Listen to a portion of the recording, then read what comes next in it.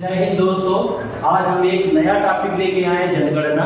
और जनगणना से संबंधित बच्चे जो फैक्ट है आपके एग्जाम में आते हैं उसको कवर करते हैं। आइए देखते हैं जनगणना के विषय में। जो जनगणना है ये संविधान की 7वीं अनुसूची के तहत आता है। अनुच्छेद पूछा जाएगा तो 246 अनुच्छेद के तहत आएगा। और संचालन कौन करेगा तो इसका संचालन गृह मंत्रालय के द्वारा किया जाता है, यानी ये केंद्र सरकार की है। मेरे बच्चे, भारत में कह दिया जाए पहली जो अनियमित जनगणना शुरू कराई थी तो किसने कराई थी तो आ जाएगा लॉर्ड मेयो के समय 1872 में शुरू कराई गई थी। और भारत में पहली नियमित जनगणना शुरू कराने वाला था, इसका नाम था लॉर्ड रिपन, 1881 में शुरू कराई गई थी। जनसंख्या का विभाजन वर्ष कहते हैं, यानी कह दिया जाए जो विभाजन वर्ष कहते हैं 1921 में ऐसी बीमारी आ गई थी कि ज्यादा जनसंख्या आधी जनसंख्या समाप्त हो गई थी, इसीलिए जनसंख्या का विभाजन वर्ष कहते हैं 1921 को।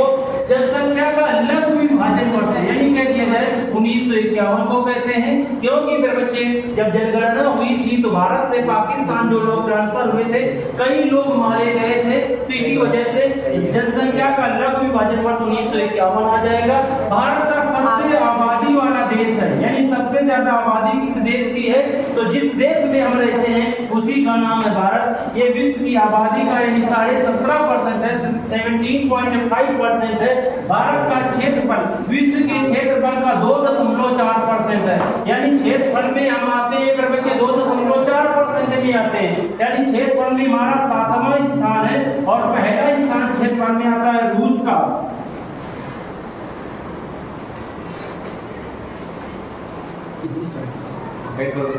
सर है सेट है।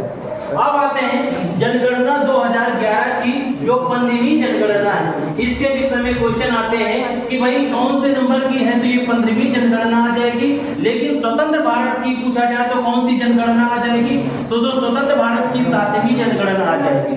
इसके बाद इसका आदर्श वाक्य पूछा जाता है, तो आदर्श वाक्य क्या है, इसका आदर्श वाक्य है हमारी जनगणना और हमारा भविष्य, इसी का आदर्श वाक्य है। शुभंकर पूछा जाए, शुभंकर क्या है तो प्रकरण शिक्षिका को बनाया गया था। अब आते हैं शहरों और गांवों में रहने वाले लोगों के प्रतिशत की दृष्टि देखते हैं, तो भाई शहर में सबसे ज्यादा जो शहरी आबादी सबसे ज्यादा कहां पे है तो सबसे पहला आ जाएगा गोवा, दूसरे नंबर पे आ रहा होगा मिजोरम और तीसरे नंबर पे आ रहा है तमिलनाडु। गोवा में यानी 62.21% लोग यानी शहर में रहते हैं। अब आ जाए गांव की आबादी सबसे ज्यादा कहां पे है तो हिमाचल प्रदेश, बिहार, तीसरा आ जाएगा असम।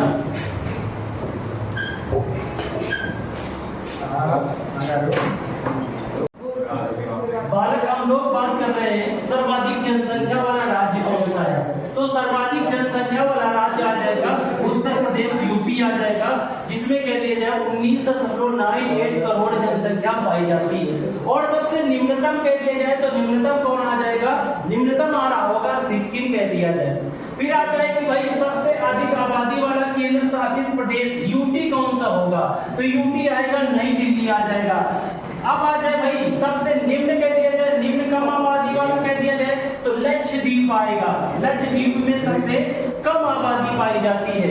और कह दिया जाए भाई साक्षरता क्या होती है, 7 साल या 7 साल से अधिक जो व्यक्ति लिखना पढ़ना या साइन करना चाहता है वो साक्षरता की कैटेगरी में आता है। और इसमें कह दिया जाए उच्चतम साक्षरता वाले राज्य पूछे जाएंगे तो आपको बताना है केरल, मिजोरम, गोवा आ जाएंगे। और निम्नतम होने वाले पूछे जाए तो आपको बताना है बिहार, अरुणाचल प्रदेश और राजस्थान आ जाएंगे। अब आते हैं हम लोग जनसंख्या घनत्व की बात करते हैं। जनसंख्या घनत्व क्या होता है, कह दिया जाए प्रति वर्ग यानी 1 किलोमीटर में यहाँ पर कितने लोग रहते हैं, इसी को कहते हैं जनसंख्या घनत्व। यानी सबसे ज्यादा जनसंख्या घनत्व कह दिया जाए कहाँ की होती है तो बच्चे बिहार की है, सबसे ज्यादा जनसंख्या घनत्व है।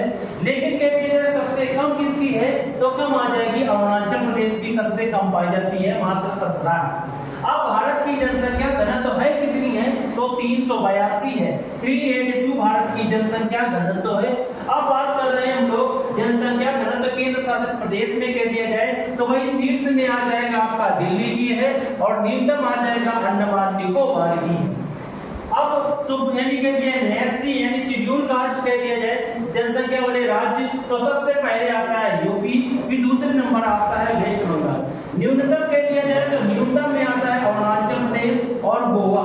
फिर लिखा है सर्वाधिक जनजातीय आबादी वाला राज्य आता है मध्य प्रदेश और दूसरे नंबर पे आ जाएगा उड़ीसा कहते हैं। फिर पंजाब, चंडीगढ़, दिल्ली और पांडिचेरी में यानी यहाँ पर एसटी समुदाय के लोग नहीं पाए जाते हैं, ये ध्यान देना। पंजाब हो गया, दिल्ली हो गया, चंडीगढ़ हो गया और पुडुचेरी जिसे पांडिचेरी कहते हैं, यहाँ पर एसटी समुदाय के लोग नहीं पाए जाते हैं। भाषाओं में कह दिया गया सबसे ज्यादा बोली जाने वाली भाषा हिंदी है और सबसे कम बोली जाने वाली भाषा यानी संस्कृत लोग बहुत कम लोग बोलते हैं। जय हिंद। सर दिल्ली